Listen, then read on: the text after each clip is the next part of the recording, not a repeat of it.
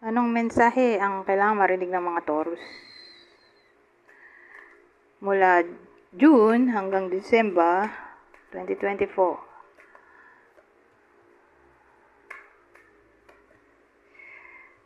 Mhm. Mhm.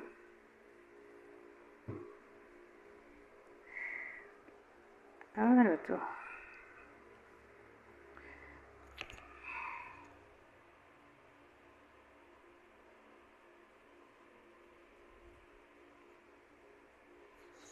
So, may lalaki tayo dito. Probably. Kasal siya. O kung di man kasal, ay businessman o career-oriented person.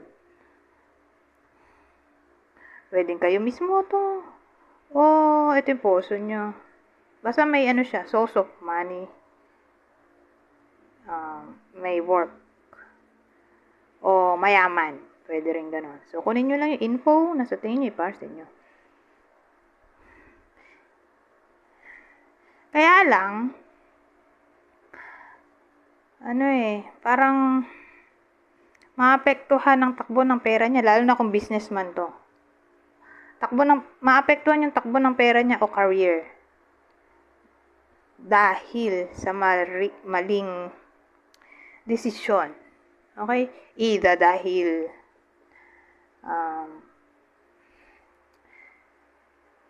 ang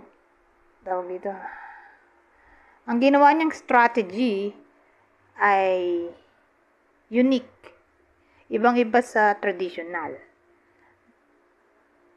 na way ng pag-solve ng problem o para bang naging rebellious siya. Sa way of thinking niya. So, sa madaling salita, parang mapapahamak siya dito dahil nag-try siya ng something new. Okay, kung career lang yan. Kasi case-to-case basis, di ba? Dahil marami naman tao, iba-iba sitwasyon.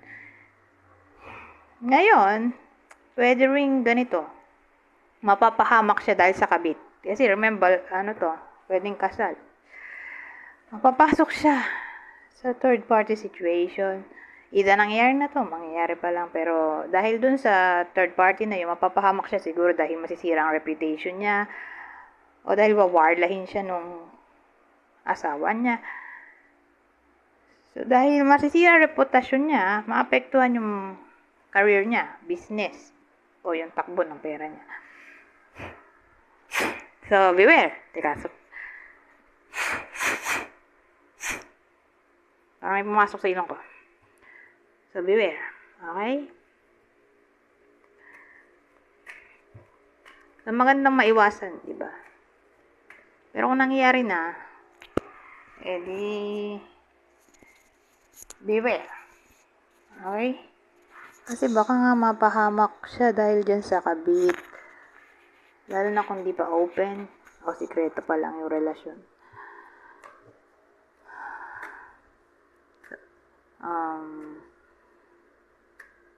So, sino yung possible asawa nitong lalaking to?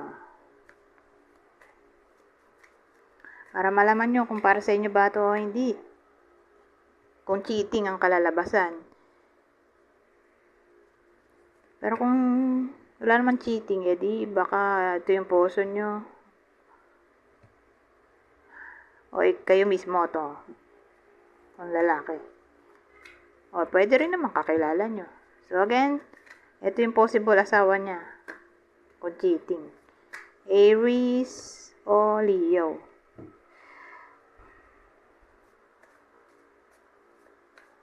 Ito, gamit tayo nito para maiba ang energy. Oh, eto maganda. May friend yung iba sa inyo, babae. Either kayo mismo yung mag-travel papunta dun sa friend nyo o friend nyo mismo yung bibisita sa iba sa inyo. So, expect natin ang visitation. O paggala siguro kasama friend, pwede rin, 'di ba? So, yung iba sa inyo, bibisitahin ng friend, o kayo mismo bibisita sa friend, o gagala kayo kasama ang friend na babae.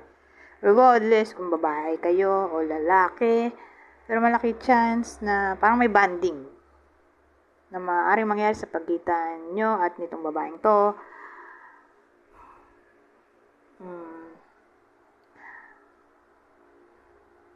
Ano ba bang mabubuo dito? So,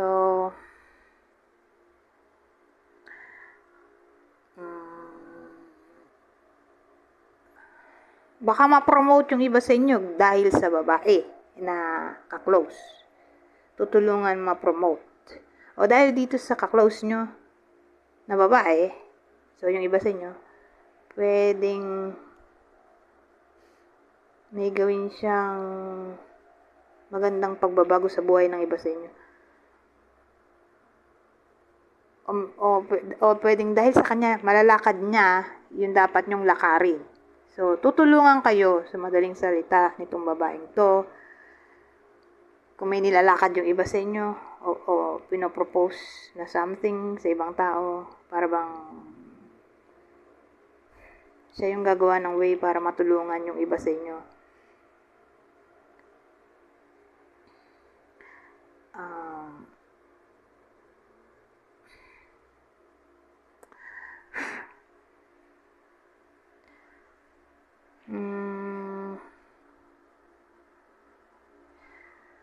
O baka naman pwede rin tong business proposal sa pagitan ng iba sa inyo at babaeng to. Mag-aalok pala yung babaeng to ng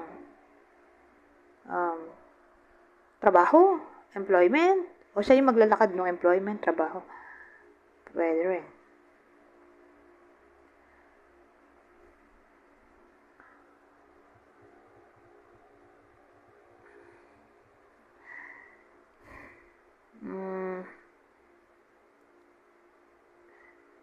O pwede rin naman siya yung makakatulong sa iba sa inyo para ma-relax. Actually, pwede rin tong pagbalik ng someone na hindi nyo na nakakausap. Babae. So, probably ex to. Ex-girlfriend o ex-crush. O, ewan ko kung anong something sa iba sa inyo na para bang na-disconnect. Pero ngayon, mag-reconnect. Pero again, babae to. Regardless kung sino man to sa buhay ng iba sa inyo. Pero babaeng hindi na nakakausap ay maaring magbalik.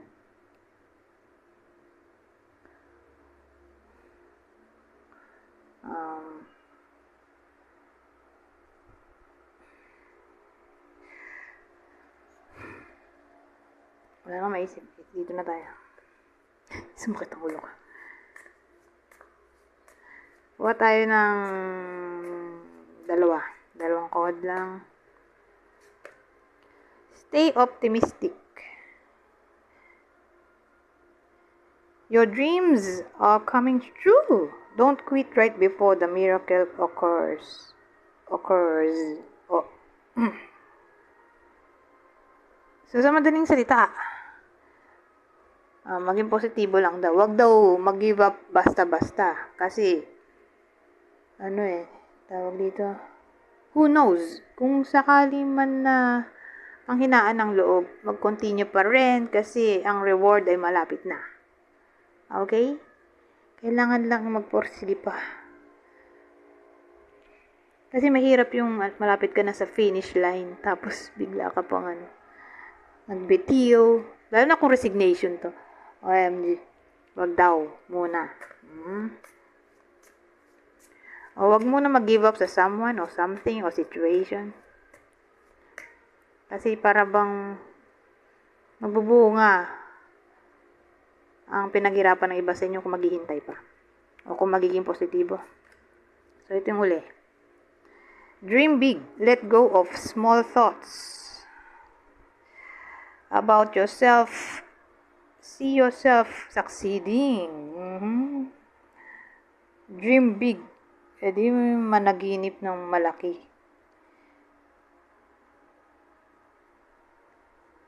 So, sa madaling salita, ito pa rin yun eh. Maging positibo, di ba? O, let go of small thoughts about yourself. Parang i-let go mo yung anything na parang toxic sa sarili mo. So, yun yung pagiging pessimistic, di ba? Pagiging negative. At i-view mo na agad ang sarili mo. Tingnan mo na agad ang sarili mo na nagtatagumpay. So, para siyang law of attraction. O para bang i-claim mo na agad. Isipin mo na agad, parang pera. Isipin mo na agad magkakapera ka. Parang yung future, isipin mo na agad sa present para mangyari agad.